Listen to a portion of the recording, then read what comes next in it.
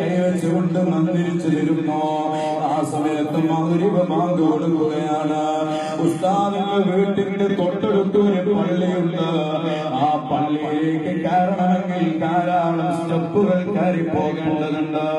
മഹാനായ ഉസ്താദ് മലേഷ്യയിൽ നിന്ന് വല്ലാതെ ക്ഷീണിച്ച് വീട്ടിലേക്കൊന്ന് നന്നായി കയറിയിട്ടില്ല. അവിടുന്ന് വിശ്രമിച്ചിട്ടില്ല. അപ്പോഴേക്ക് ബാങ്ക് കൊടുക്കുമ്പോ ഉസ്താദ് ഇറങ്ങുകയാണ്, പള്ളിയിലേക്ക് നടക്കുകയാണ്. സുബ്ഹാനല്ലാഹ്, ഉസ്താദ് ആ പള്ളിയിലേക്ക് കയറി പോകാനുള്ള സ്റ്റെപ്പുകൾ ഇങ്ങനെ കയറുമ്പോ അവിടുത്തെ രണ്ട് ഭാഗത്തും ഖാദിമീങ്ങൾ അവിടുത്തെ സഹായിക്കുന്നു. അവർ ഉസ്താദിന്റെ കൈകൾ പിടിക്കുന്നു. ആ സ്റ്റെപ്പുകൾ ഇങ്ങനെ ഉസ്താദ് കയറുന്നത് കാണുമ്പോ സഹോദരന്മാരെ, എന്റെ മനസ്സ് വല്ലാതെ അങ്ങ് പടച്ചുപോയി. കാരണം ഉസ്താദ് വല്ലാതെ ബുദ്ധിമുട്ടുകയാണ്. ആ സ്റ്റെപ്പുകളൊന്ന് കയറാൻ വല്ലാതെ ബുദ്ധിമുട്ടിക്കൊണ്ട് ഉസ്താദ് വരികൾ പള്ളിയിലേക്ക് കയറുകയാണ്. അവിടെ എന്റെ സുഹൃത്തായ അബ്ദുൽ ലത്തീഫ് സഖാഫി, കാഞ്ഞങ്ങാടുള്ള സഖാഫിയാണ്. അദ്ദേഹത്തെ ഉസ്താദ് മഗ്‌രിബ് നിസ്കാരത്തിൽ ഇമാമത്ത് നിർത്തുന്നു. ഉസ്താദ് വരികൾ മഅ്മൂമായി നിൽക്കുകയാണ്. ഉസ്താദിന്റെ അടുത്തെങ്ങനെയാ നിൽക്കുന്നത് എന്ന് ആലോചിച്ചുകൊണ്ട് ഉസ്താദിന്റെ പേരക്കുട്ടി ഉസ്താദിന്റെ അടുത്തേക്ക് ഞാനെങ്കിൽ ചേർത്ത് വെക്കുമ്പോ ഉസ്താദ് വരികൾ എന്റെ കൈ പിടിച്ചുകൊണ്ട് ഉസ്താദിന്റെ അടുത്ത് നിർത്തുന്നു.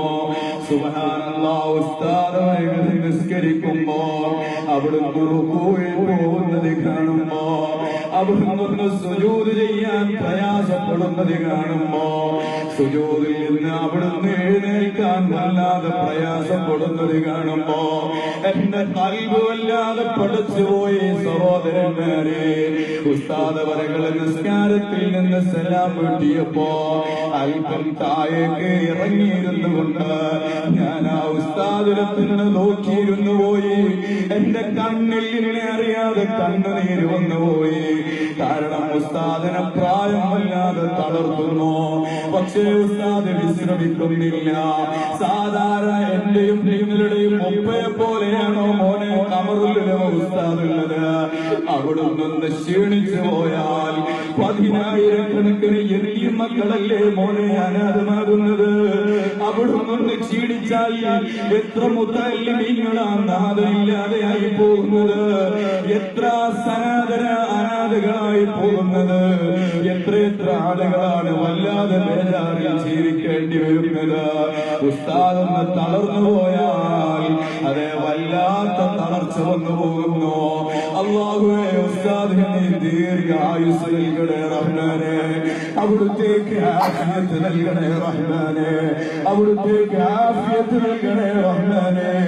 അങ്ങനെ ഇസ്ലാമിന് വേണ്ടി പടപൊരുതുന്ന ഉലമാക്കളുണ്ട്.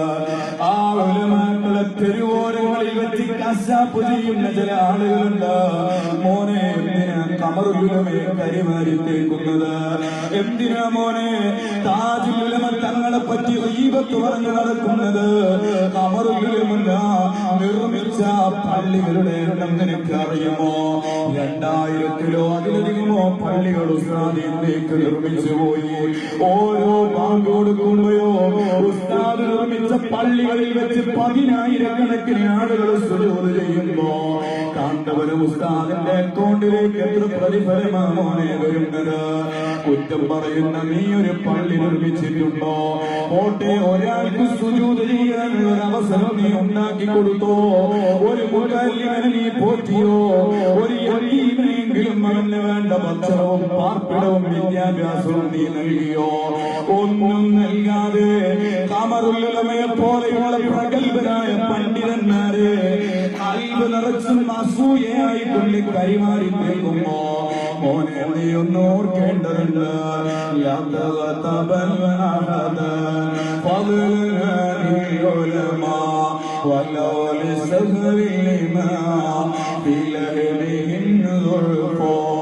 മഹാനായ സൈനുദ്ദീൻ അൽ മഖ്ദൂം പറയുന്നു, ഒരാളെ പോലും മോനെ നീ ഗീബത്ത് പറയാൻ പാടില്ല. പ്രത്യേകിച്ച് ആലിമീങ്ങളായ ആളുകളുണ്ടല്ലോ, ആ ആലിമീങ്ങളെ ആലിമീങ്ങളെ നീ കുറ്റം പറയാൻ നിൽക്കണ്ട. വലൂലി സഹറിലിമാ ഫിലഹദിഹിം ഗുൽഫോ.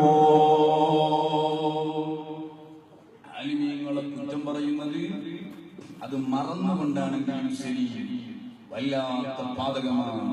ഏതുപോലെ പറയുമോ, ആലിമീങ്ങളുടെ പച്ച മാംസമില്ലേ മോനെ, അത് വിഷമുള്ള മാംസമാണ് കേട്ടോ. മഹാനവരുകൾ ഓർമ്മപ്പെടുത്തുന്നു, വിഷമുള്ള മാംസമാണ് എന്ന് പറഞ്ഞാൽ ഒരു കുപ്പിയിൽ വിഷം കാണുമ്പോ അത് വിഷമാണ് എന്ന് അറിയാതെ അല്ലെങ്കിൽ മറന്നുകൊണ്ട് നീ കുടിച്ചു പോയാൽ, പടച്ചവനെ ഞാൻ മറന്നു കുടിച്ചതാണ് അതുകൊണ്ട് എന്നെ മരിപ്പിക്കരുത് എന്ന് നീ വിചാരിച്ചാലും ആ വിഷമാണോ നീ കുടിച്ചത്, നീ മരിച്ചു പോകും.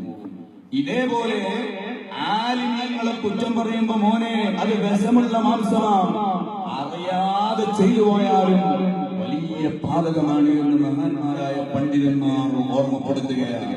ഞാൻ സാന്ദർഭികമായി ഓർമ്മപ്പെടുത്തിയെന്ന് മാത്രം. അസൂയ എന്ന് പറയുന്നത് ഈ ആളുകളെ കുറ്റം പറയലും ആളുകളെ മോശമാക്കലും എല്ലാം കൽബിന്റെ ഉള്ളിലുള്ള അസൂയ എന്ന് പറയുന്ന രോഗത്തിൽ നിന്ന് വരുന്നതാണ്. അല്ലാഹു നമ്മെ കാത്തുരക്ഷിക്കട്ടെ.